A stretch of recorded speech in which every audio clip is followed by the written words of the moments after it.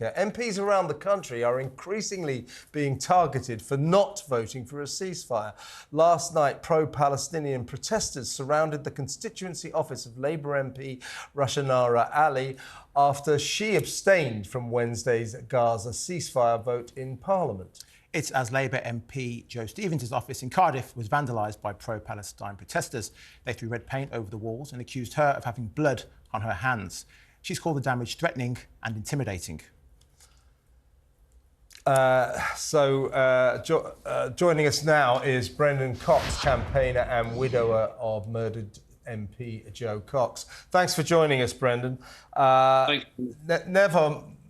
You are the person to talk to about this. We have to be careful about our MPs, and I don't think we do enough to keep them secure.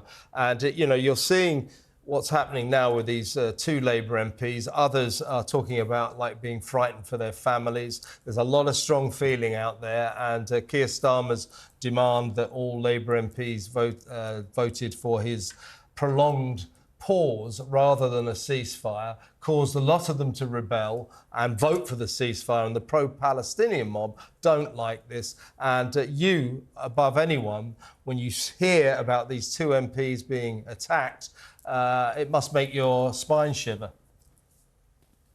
I think we need to be really clear about what is okay as well as what isn't okay. And it is completely legitimate and, in fact, really important in a democracy that if people disagree with their members of parliament, they are able to protest about that. They are able to write letters. They're able to gather peacefully outside their constituency offices. They're allowed to not vote for them. They're allowed to tell them that they're not going to do that. So there's a whole series of things which are not only legitimate, but is actually key to our democracy and we need to protect. And there are some people when events like this happen that try to discredit that protest. And in fact, we should be protecting that protest. What we equally need to be clear about is there are some things that are not legitimate. And as soon as it tips over into physical intimidation, as soon as it tips over into violence, as soon as it tips over into any kind of criminal behaviour or incitement to that criminal behaviour, that is completely unacceptable. So let's draw really clear lines about what is a part of a healthy democracy and what will actually imperil that democracy. So, Brendan, my local MP received, she abstained in the vote and then received an onslaught of abuse on social media and has now had to cancel all their future surgeries. Now, MPs don't have to actually do the surgeries, it's at their discretion, but essentially the constituents have silenced themselves because now there's no real way of having that face-to-face connection with their local MP. I think that's the issue with this, really, is that if we hurl abuse at members of parliament on a consistent basis, this is even short of the sort of criminal incitement to violence or threatening behaviour.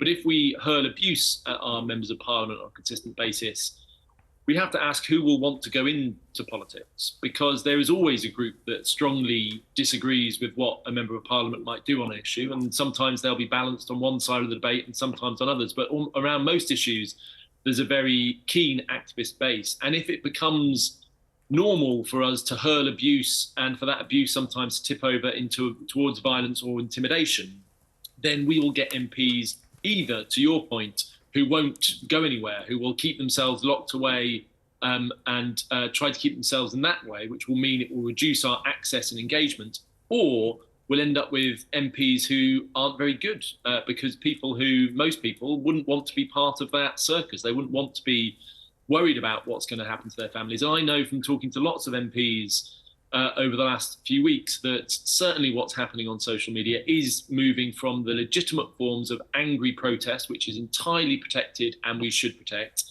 into, in some cases, threats and violence and death threats. And that is where we have to draw the line. And it's partly about drawing the line in terms of making sure the police take the action that they should, but it's also about us trying to regulate ourselves. I think sometimes the strongest regulation for this stuff isn't sort of formal regulation through a regulator. It's other people on social media who actually agree with the side, if you like, that the person who's throwing that abuse might be on, challenging it and saying, look, I agree with you. I think there should be a ceasefire in Palestine, but I do not think it is acceptable to say this. Or I agree with you. I think they should have abstained, but I don't think you should be using this kind of language. I think we can all make a big difference by challenging people on our own side when they go too far. Brendan, of course, your much admired, much loved wife Jo was killed by a lunatic, and then we had David Ames a couple of years ago, also assassinated just doing his MP's surgery. You must have reflected on this a lot. So my question to you is, what do you think we should do to keep our MPs safe? So as I say, I think there's a variety of things. So there's obviously the security responses in terms of making sure they've got the best security that they can, that they're getting the support that they need from the House of Commons. There's those basic, very sort of physical things, if you like. But almost more important is what is the environment that we're creating in politics? Because the way that extremists work is they tend to act when they feel that they've got social license, when they feel they've got social support. And if you're in a position where you are ramping up that rhetoric, where you are feeding extremes, where you are starting to use dehumanizing language from traitors to cowards, then what you are doing is you are sending a signal, even if you don't mean to, you're sending a signal to those people that it's okay to dehumanize, that these people who you might disagree with are in fact not worth the same as you. And it's that leads to violence. And I think everybody that's watching this, but also talkTV, I think the whole sort of media organizations who report on these things have a duty to do so in a way that doesn't give those people license for that kind of extreme violence. Brendan, these MPs are in their roles because of their constituents, essentially. Shouldn't they be listening to their constituents? They've had a huge backlash for those who haven't voted for the ceasefire. Should they be listening to the constituents or towing the party line? It's not as simple as that, is it? They should absolutely be listening to their constituents. It's a key part of the job. But the way that our parliamentary democracy works is that at the end of the day, those parliamentarians have to make the decision that they think is right for the country. Now, I think it's true.